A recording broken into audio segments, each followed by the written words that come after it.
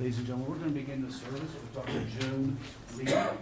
And when Dr. Lee is finished, he's going to announce the next speaker and so forth. The mic is on, Doctor. If you need it, you can use it. If you don't need it, you don't. Thank you so much. For so many members of our community, this has been the most difficult and the saddest week, certainly during my more than 20 years at UPMC. I really can't even begin to imagine what it's been like for Katrina, Jacob, and the rest of Jan's family. I know we're all struggling with the realization that Jan will not be with us and how to best remember him. We hope that this small sampling from different aspects of his life will begin that process. I myself first met Jan 11 years ago. At that point, we were recruiting electrophysiologists to develop our department and to make it grow. And within minutes of meeting Jan, it's really, everyone agrees what a tremendous intellect he is. It's hard to ignore that. And he came with a tremendous pedigree. He had finished his medical degree in the Czech Republic and had trained in internal medicine, but then had repeated his internal medicine at Mayo, where he also did a cardiology and an EP fellowship. And then he worked as an attending, including 3 years at the Minnesota Heart Center. So I'd like to say that was really brilliant recruitment, but the reality is it's really a no-brainer. He came in with a pedigree, with a skill set that we needed, and a tremendous intellect. And we've been lucky. In the past 11 years, it's been a tremendous part of the growth and positive things that we've experienced within our organization and the Heart and Vascular Institute. And he's helped us in so many different ways. You know, when I remember Jan, I remember certain parts of his characteristic I think that many of you have experienced also. But there's kind of a recurring anecdote that I keep remembering. You know, obviously, like I said, he's one of the brightest physicians I've ever worked with, and when I'd have a difficult patient, I'd always kind of find him, usually in the middle of his clinic, so I can interrupt his day to the maximum. And then I'd start to explain the plight of my rather difficult patient, usually maybe in a long-winded manner, justifying to some conclusion that I'd come to in terms of what I thought the right course was from an EP standpoint. And you know, he would always dutifully listen, and then he'd give me that rather high-pitched, well, and I don't know any Czech, but I'm pretty sure it translates to June, you're wrong, okay? And then he'd go on to tell me everything that needed to be done for the patient. You know, the fact is, I love that. He was very direct, and I really don't think that Jan was capable of lying. In fact, he wasn't even capable of sugarcoating it for me, okay, which I might have appreciated once in a while. But he was that type of a guy, and to me, my dealings with him, he is what I would call very much a stand-up guy. You know, a lot of conversations we've had about different things that we would do for the department and through his career, and I gotta say, he never told me no. And once he said he would do something, he always carried it out. There's never been any doubt.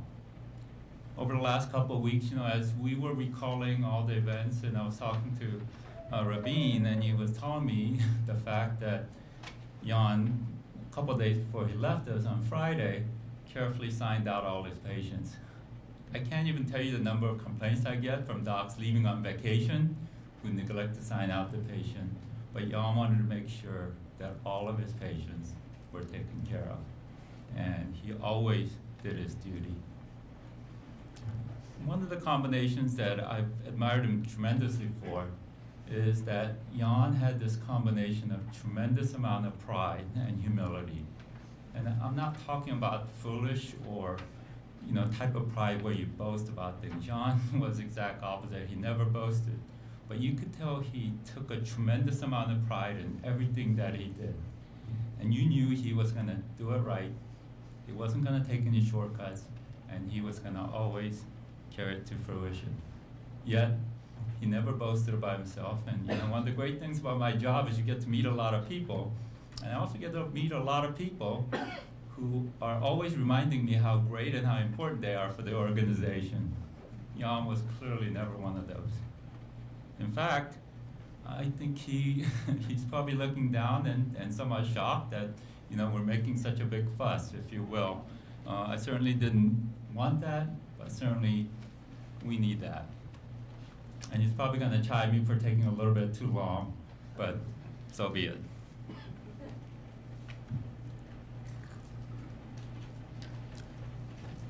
You know, through the really sad circumstance of the last couple of weeks, we've all been through such a difficult roller coaster trip. I think there were several things that I found a tremendous amount of comfort in. It's really ironic that many of us in this room have chosen a profession that ultimately deals with life and death on a day-to-day basis.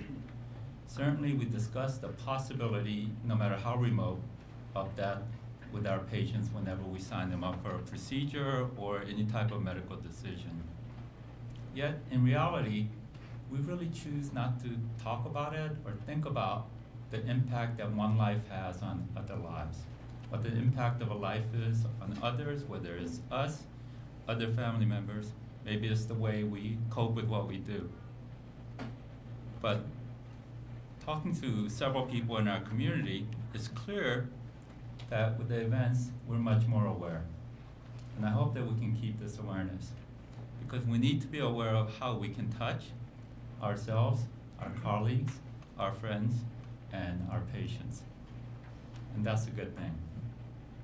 Secondly, as we've all struggled to deal with the difficult news and the reality that Jan is no longer with us, I've seen so many people in our community demonstrate the best side of humanity. The outpouring of compassion and love for each other and for Jan's family from the community has been tremendous. And it's made me especially proud that the people I work and live with were exactly the type of people I had hoped that they were. I especially want to thank Tracy Ryan and Robin Bazaz for everything that they've done and the leadership that they've shown in really these difficult times. And lastly, and most importantly, as much as I hated the circumstances, many of us were introduced to a rather remarkable young lady this week. As soon as she met Katrina at the Pittsburgh airport, Tracy called me to tell me how impressed she was at her maturity and how together she was. You know, in my all too brief conversations, and I just made Jacob today, have more than proven that this impression is true. And it gives me great hope and comfort that not only will she weather these difficult times, but that she'll be able to carry out Jan's legacy by continuing his very deep commitment to help those who most need it and to fight for social justice wherever she is. In closing, as long as I've known him, Jan was rarely wrong. But I can tell you one thing he was certainly wrong about. He felt that he was not a big deal, that he would be easily replaced in our group and the community. And you're going to hear a sampling from a variety of people today of the experiences and the feelings that will clearly demonstrate how wrong he was. We're going to all miss Jan and never be able to replace him. But we're also very thankful that he was with us for the last 11 years because of the fact that he was. His patients are healthier, his co-workers, certainly I am, a little more knowledgeable. Our trainees are better cardiologists, and I think all of us are a little better human beings. And through Katrina and Jacob, I'm sure that Jan will continue to make this world a little better place to live for all of us for years to come. Now that's Samir Saba. Samir Saba is the Director of Electrophysiology.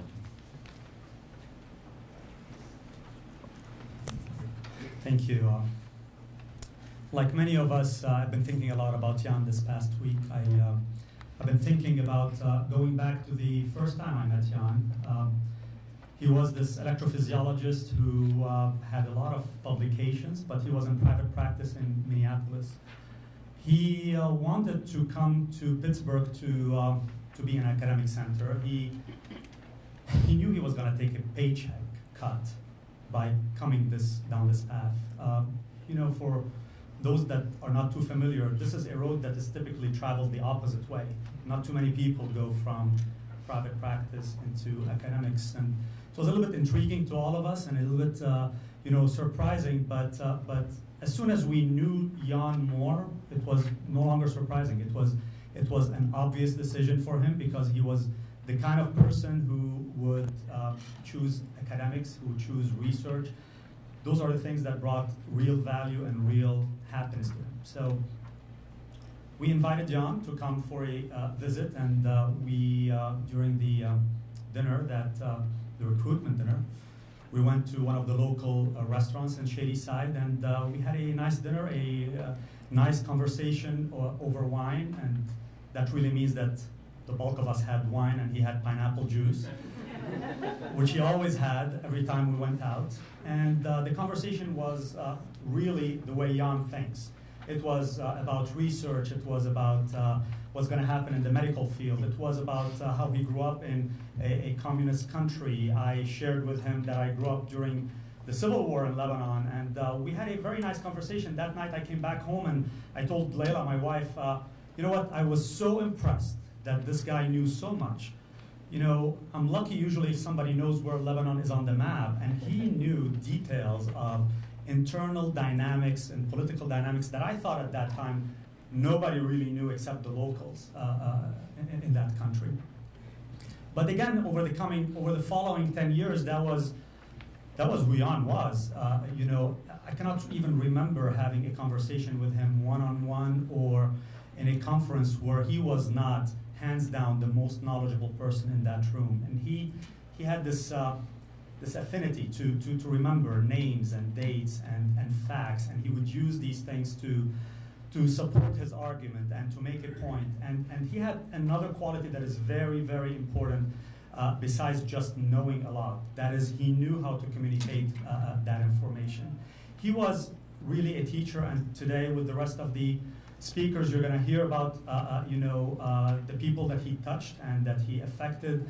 And it's not only nurse practitioners and fellows and residents. We, his colleagues, were the beneficiaries of a lot of the teaching that he had to provide to us. I've been thinking a lot about Jan as a researcher. Very few people, a lot of people do research. He was a very focused researcher.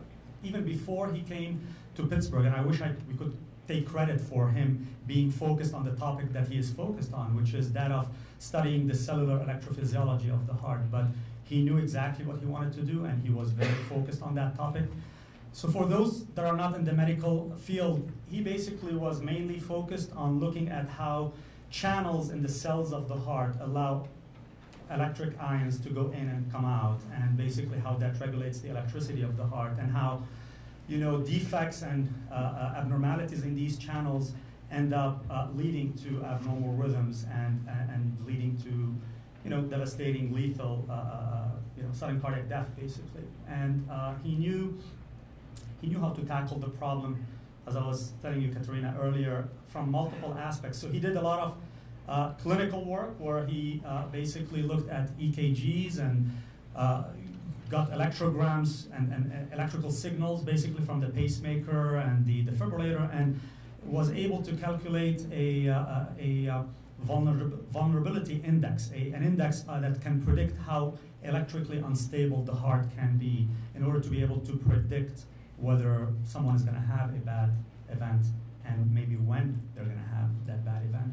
But he also tackled that problem from the more basic level.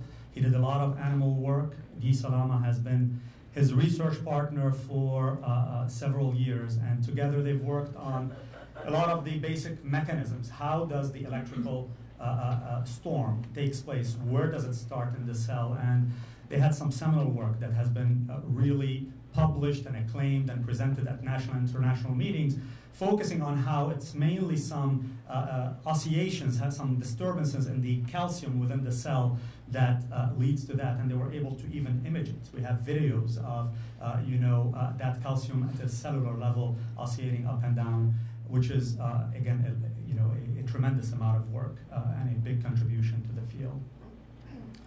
The last week before Jan passed away, he gave us a lecture on his research, an update on his research. And many times we're very busy with clinical work, and we're very busy. We basically run around to do things, and we miss a lot of our colleagues,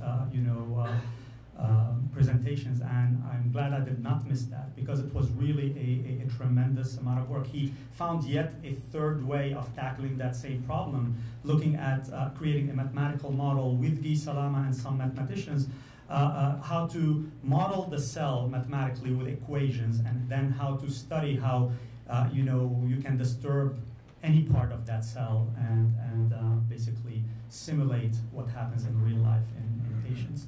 And he was very proud of that. I could see his face glowing as he was talking about his research. There was no doubt in my mind that Jan had a lot of happiness in research. That was a big part of his professional life, and it really explains why he was not going to stay in an environment where he would not do research. Jan was admired by a lot of his colleagues. I definitely admired him a lot.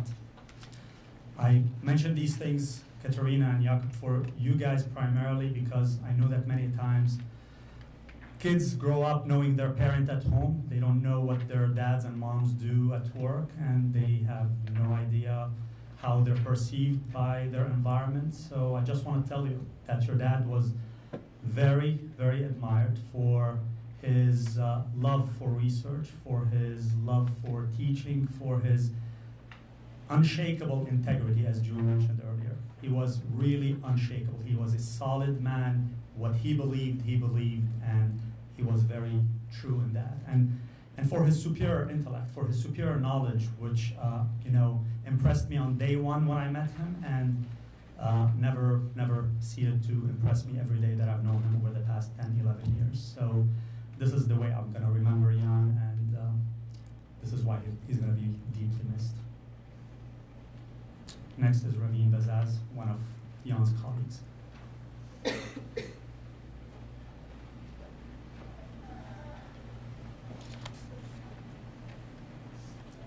Thank you. Thank you, Katerina and Jacob. So I'm here to speak about Jan from the perspective of a colleague whose office was separated from his by a wall, someone who showed him the ropes on day one as to how to navigate the UPMC system, and the last one to have a conversation with him before he left us over the weekend. Jan was a good man, and as you've heard, he was someone we all went to when there was a quandary regarding an inherited arrhythmic condition, a question on basic science, EP, or any issue with the more intellectual aspects of EP. His analysis and recommendations were always appreciated and respected to carry the weight of not only deliberation but also armed with a wealth of knowledge that only he uniquely possessed amongst the faculty here. In my mind, it made my life pretty simple. If there was such an issue, Jan was the go-to guy. His opinion gave me comfort that my decision-making process was on solid ground if it passed the Jan litmus test. The only problem was that I had to physically find him. My numerous texted images are still desynchronously rotating around somewhere in arrhythmic cyberspace, and because I failed with each assumption that he must have finally got a smartphone by now. Jan was a pleasant neighbor, someone who would always invite me to his office when I passed by with a big smile on his face, typically with, "Hi Raveen, take a seat." He would always stand up and only sit down once I sat down. Always the gentleman. I've never personally ever witnessed an unkind word or rushed demeanor to anyone who spoke with him. He was always dependable to carefully manage my patients and update me on other issues. I could always count on Jan to happily fill in for me on a personal emergency or when I was in a position where I was expected to be 3 places at once. He always did this without any indication that I was imposing on him or on his time. He was a tireless worker, and it was not out of the norm to see him rounding and re-rounding on patients at 11 or 12 o'clock at night when I was late in the office. Our limited conversations were brief and encompassed numerous topics: distant parts of the world, indigenous populations, and passionate conversations about his research, which I thought was really cool stuff. But his eyes lit up when he would talk about his daughter and her trials and tribulations with travel stories around the world and falling off a boat amongst other expeditions. His last trip to Kangaroo Island with her was enormously special to him in many ways. It was a childhood dream for him to go there, and it was equally special for him to be able to spend some time. He would talk about it for months when it was in the planning stages and show photographs of the trip later. He loved you deeply. Jan was deeply respectful and appreciative to all that worked with him and made it a point to convey those feelings. The lab staff, nurses, industry reps, many of whom are here in the room to pay respect to a man that touched them for his simplicity of character, humility, and dedication. Jan was a very private man and did not share his altruistic side with me. His chosen path surely had reasons which he would have deeply thought through. Unfortunately, being a private person, this extreme step was something he must have reasoned and come to be at peace with himself internally. I do not believe Jan was depressed. I believe he had a strong sense of conviction and internal compass that led him down a road that beat to his own drum to a tune that gave him peace. I regret his untimely passing. A man with his skills and empathy had so much to give to the world. I'm sad and cannot stop thinking of him and Katerina and Jacob.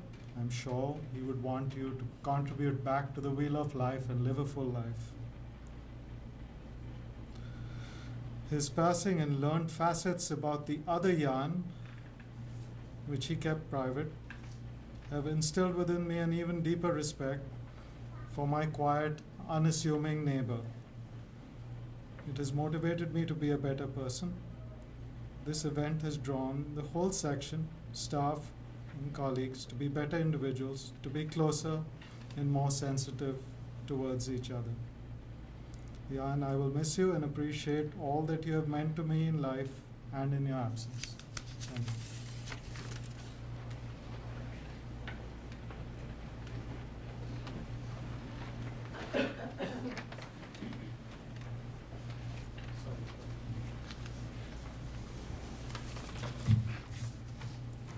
As Jan, when he would come into our office, he'd stop and give us our little nod. Good afternoon, good morning. He'd always stop and say that to everybody who was there. He was always kind, addressed everybody. So my name's Mike, for everybody who doesn't know me, and I had the privilege of being Jan's nurse for the last 4 years at our one of our satellite clinics, and we got to work several days a month with a large population of patients. And it's been an honor working with him. And I've got to see his personal touch on the patients that he took care of. We've heard a lot about his intellect and his research, but in the line of work, I was front lines with him, and I got to see him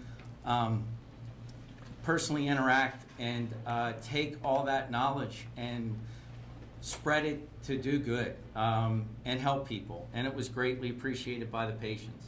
But he always made the patients feel like they were personal and individual as he was. When he came into the office, when he would sit down with a patient, he would come into an exam room and have a seat. He would take all the time a patient would need. There would be many times our clinic was a little behind. He'd come out of the room, we think, okay, we're ready to move on. No, I'm going to get something. They need a little more explanation. I need to show them a book. Do you have a picture, or things like that. He would always make sure that the patients had all the knowledge that they needed and felt comfortable with the plan that he was going to deliver them. And they all appreciated that. And because of that, they got the care they needed. And many of these people are still with us today. And their families get to enjoy having those members to be with them now. All the patients loved his personal touch too. I think many times, as Dr. Bazaz said, how private he was. We learned more about Jan through the patients. We had a patient that made homemade dog biscuits. Every time she visited, she brought dog biscuits. I didn't know Dr. Nemec had a dog. But that's when we found out, and you could, when you got a little piece, he'd be glad to tell you a little bit about himself.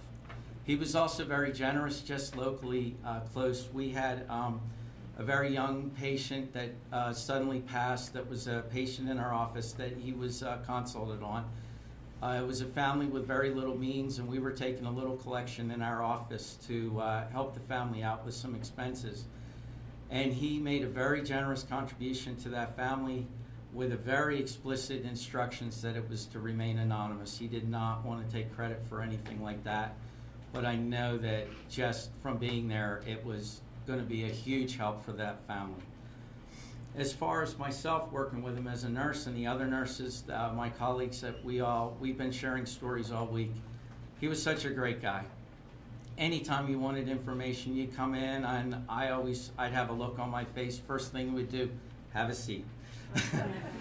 Have a seat. He'd start looking at the papers or our rhythms or whatever it was that we were perplexed. He'd take a couple minutes with a good, interesting, and then he'd take the time to explain everything through. Every now and then I would take him something that I was really perplexed with, and sometimes he would take a couple minutes and he'd say, I need to look at that, but I'd always get back. Before the end of the day, he'd come back with me, and he'd have a new explanation, sometimes with the delight of being able to figure it out himself, whether it be programming or difficulty with something that we were trying to manage with a patient. But I know he's touched many lives. His legacy is going to go on just in the fact that we've had grandmothers that could see their grandchildren get married. We've had mothers and fathers that could see their children, their kids graduate.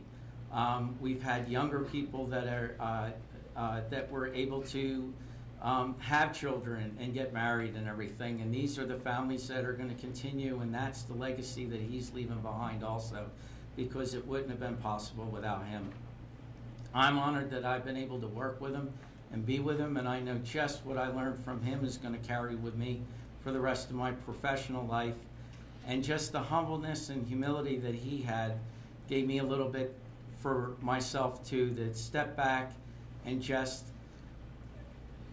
observe what's around you and respect what everybody else has to contribute also. So I thank you guys, your family, everybody, for sharing him with us in the Pittsburgh area, because it's been a great part of this region, and to everybody in this room and to everybody that he's ever touched in his life. So thank you very much. And at this time, I'd like to introduce Dr. Eli Friedman.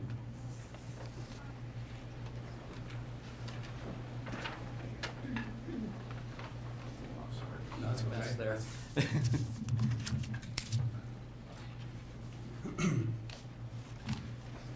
Electrophysiology can be an extremely challenging field. The nuance of how and why the electrical pathways of the heart cause illness in our patients and the way in which we treat them can pose immense clinical and academic challenges, even to those with experience. It is in that light that I feel quite comfortable saying two things while having the honor to speak for my fellow cardiology trainees this evening. First, our most difficult times during fellowship often revolve around a heart rhythm, pacemaker, or defibrillator that just won't cooperate with us. Second, those times were much easier to handle when Dr. Jan Nemec was on call and available to help us with whatever we needed. I was fortunate enough to work with Dr. Nemec on multiple occasions during my 6 years at UPMC as both a resident and now a cardiology fellow. I learned throughout this training that you gain something from every single interaction with every single person. While we certainly learned a good bit of actual medicine along the way, most of what we learn is based on the interpersonal and interprofessional relationships that make up the bulk of our day. With that in mind, I could tell you how Dr. Nemec taught me to recognize ventricular tachycardia from atrial fibrillation with aberrancy on a surface EKG, or the genetic differences of the channelopathies that he was passionate about. That's all well and good, and those interactions have certainly made me a better clinical cardiologist. But what sticks with me more is how Dr. Nemec carried himself professionally. He never called attention to his way of practicing medicine, never asked for thanks, never told people what to do. He just showed up every single day and led by example. He was patient, caring, and kind in every interaction, no matter the person's background. He always asked himself, what's best for the patient, and then found a way to make the cardiology rules and guidelines that govern our field fit the patient, not the other way around. For fellows, no one was more available or dependable. If we called asking for help at 2 in the afternoon or 2 in the morning, Dr. Nemec would do everything possible to get us through the situation, even if that meant coming into the hospital, which he often did. Finally, during a time in medicine where many of us look for reasons to not do something, Dr. Nemec always looked for a reason to help. The word no was simply not in his vocabulary. I've learned much more about Dr. Nemec over the course of the last week since hearing of his untimely death, much of which we have already heard today. He was an impassioned believer in social justice and gave a great deal of his time, energy, and finances to causes that helped further it. He knew right from wrong, and he could not stand by silently if he saw wrong was taking place. Finally, he was incredibly humble. You see, I think very few, if any of us in the room today, knew the things Dr. Nemec did to help further the causes in the world that were important to him. Had we known, we certainly would have called more attention to it, we would have celebrated him for it, and we would have joined him in it. However, Dr. Nemec felt that he was just one person doing what he felt was right, doing in his personal life what he did in his professional life, showing up every single day, taking his time, choosing right from wrong, never asking for attention, and never saying no.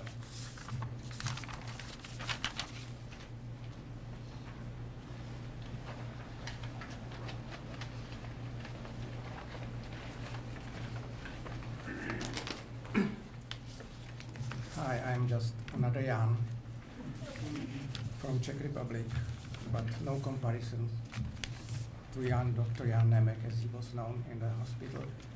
But allow me to call him Honza, which is a Czech nickname for this guy, because he was known by that name in our Czech group, which time to time went together and watched a movie together. He brought the movies with him, typically very demanding ones. And he had quite often explained to us what we have just seen, you know. I had known Honza even before I met him. I have heard about a couple, which is Simona and him, who traveled through New Guinea, and they befriended a local guide in order to help him with his self-education.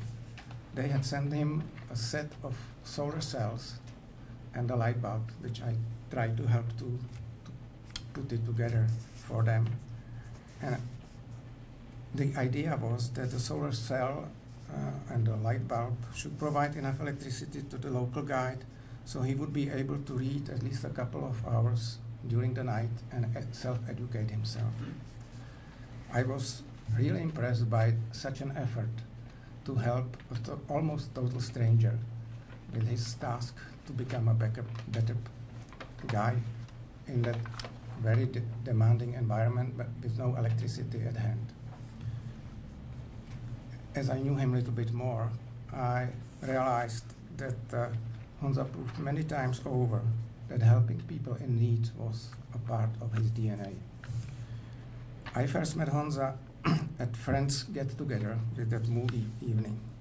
I immediately realized that he was very funny and extremely knowledgeable person. He could talk about any subject, from politics to art, from history to religion, or from philosophy to science.